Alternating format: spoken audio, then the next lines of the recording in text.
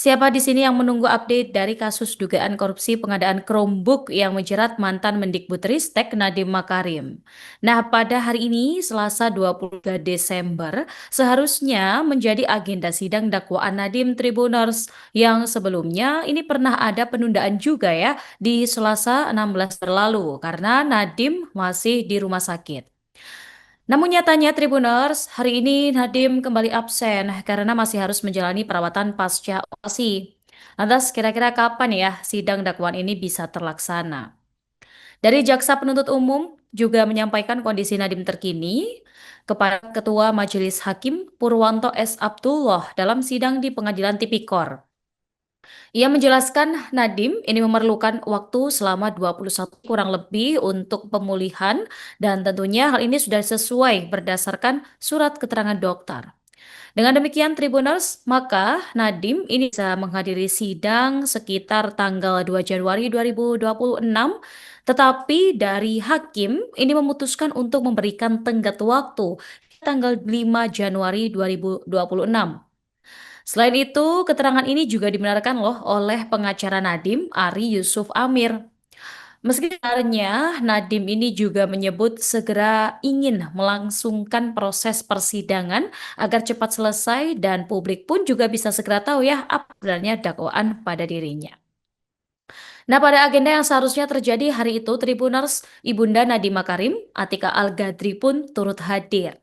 Yang seharusnya Atika ini bisa menyaksikan ya sidang dakwaan anaknya, namun karena kesehatan Nadiem yang belum prima, Atika pun belum bisa menyaksikan sidang dakwaannya. Kalau dilihat dari pantauan Tribunnews, Atika ini hadir tidak sendiri. Ia datang bersama dengan sang suami, yaitu ayah Nadiem sendiri ya, Nono Anwar Makarim, dan juga putrinya, Raya Makarim. Atika nampak mengenakan kemeja warna putih bermotif garis-garis berwarna hitam. Ia nampak duduk bersama sang suami di kursi pengunjung sidang barisan paling depan. Atika Al-Gadri ini juga nampak menganggukkan kepalanya ketika mendengar pernyataan penundaan sidang yang disampaikan majelis hakim. Nah, atas penundaan ini ia justru menyampaikan terima kasih Tribunus. Terima kasih atas toleransi dan jiwa kooperatif dalam menerima kondisi Nadiem. Dan sebenarnya pihak keluarga pun ingin perkara ini cepat selesai. Tetapi keadaan memang ya, kesehatan Nadiem ini menunjukkan belum ada kemungkinan untuk melaksanakan sidang dakwaan. Dan Tribuners, soal kasus ini muncul pembelaan dari kubu Nadiem. Mereka menyebut bakal menguak sebuah fakta lewat bukti chat WA. Penasihat hukum Nadiem, Yusuf, menyampaikan bahwa chat WA ini berasal dari sebuah grup yang juga kabarnya diikuti oleh Nadiem. Ari mengatakan dalam percakapan ini akan terlihat jelas semua pembahasan yang diduga jaksa menyinggung pengadaan Chromebook. Nah, salah satu grup yang akan dibuka isi percakapannya adalah grup namanya ini Mas Menteri Kor, yaitu grup yang disebut ini dibuat sebelum Nadiem dilantik menjadi menteri. Kendati demikian, ini tidak menyebutkan kapan pihaknya ini akan buka-bukaan soal isi grup WA tersebut. Pasalnya sampai saat ini, sampai hari ini Nadiem belum menjalani sidang dakwaan karena masih dalam masa pemulihan seusai operasi ya. Dan janjinya bukti itu akan diungkap di persidangan nantinya. Dan Tribuners, untuk informasi ini, simak juga video yang akan kami tayangkan untuk tambahan informasi bagi Anda. Jadi nanti di awal Januari tanggapannya seperti apa dan juga terkait kondisi dari Mas Nadiem sendiri posisinya seperti apa? Ya, memang faktanya tadi ada keterangan resmi dari dokter. Dokter belum mengizinkan untuk Pak Nadiem meninggalkan ruangan perawatan. Kondisinya seperti itu. Sedangkan Pak Nadiem sendiri dari kemarin dia pengen cepet-cepet segera mulai sidang karena dia pengen ini cepat selesai dan pengen ingin cepat supaya bisa menjelaskan ke publik. Tapi karena ini kaitan dengan pihak kedokteran yang menegaskan tidak boleh banyak bergerak, ya apa boleh buat, terpaksa kita menunda sidang ini. Tapi apa yang disampaikan oleh jaksa penuntut umum tadi sudah benar adanya, kondisinya seperti itu, dan kami mengikuti proses itu.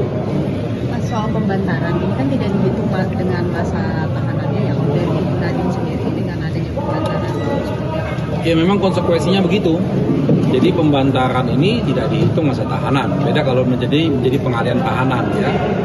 Tapi memang ini kita sudah beberapa kali melakukan pembantaran kaitan dengan penyakitnya Pak Nadiem.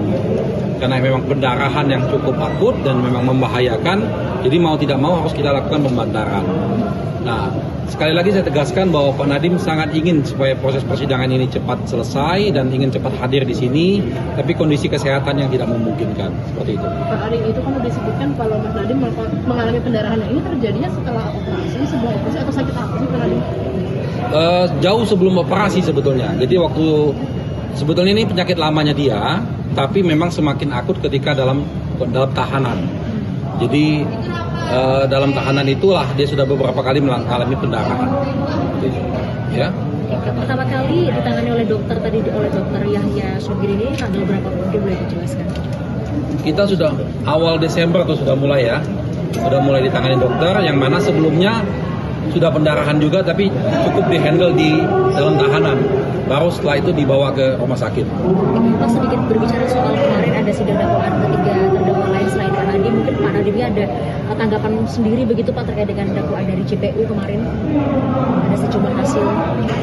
Iya. Seperti Pak Nadiem memperkaya diri sendiri dan lain-lain, apa Pak Nadiem sudah mendengarkan itu? Iya, Terima kasih. Sebenarnya itu kan sudah beberapa kali naik beritanya ya, dan itu juga sudah beberapa kali kita jawab sebenarnya Pak Ari ke depan. Jadi soal tanggapan terima uang itu ya kita tidak benar ya. 809 itu sebenarnya bukan ke Pak Nadiem uangnya, tapi ke PT Gojek. Nah itu berita itu sebenarnya dari minggu depan sudah ada jawaban kita soal itu. Jadi tidak benar itu dia menerima secara pribadi. Demikian. Siap. Pak, ini kan kalau di dalam dakwaan sebelumnya kan disebutkan ya kalau keuntungannya Mas Nadiem itu dari investasi Google. Sebenarnya bisa nggak sih Pak kalau misalnya dibilang memperkaya diri sendiri investasi di negara lain, tapi dihitung untuk dalam kasus korupsi itu seperti apa sih sebenarnya dari pihak Nadiem? Nah itu pertanyaan menarik. Pak Ari ke depan. Jadi soal tanggapan terima uang itu ya kita tidak benar ya. 809 itu sebenarnya bukan ke Pak Nadiem uangnya, tapi ke PT Gojek. Nah itu berita itu sebenarnya dari minggu depan sudah ada jawaban kita soal itu. Jadi tidak benar itu dia menerima secara pribadi. Demikian. Siap. Pak, ini kan kalau di dalam dakwaan sebelumnya kan disebutkan ya kalau keuntungannya Mas Nadiem itu dari investasi Google. Sebenarnya bisa nggak sih Pak kalau misalnya dibilang memperkaya diri sendiri investasi di negara lain, tapi dihitung untuk dalam kasus korupsi itu seperti apa sih sebenarnya dari pihak Nadiem? Nah itu pertanyaan menarik tuh ya.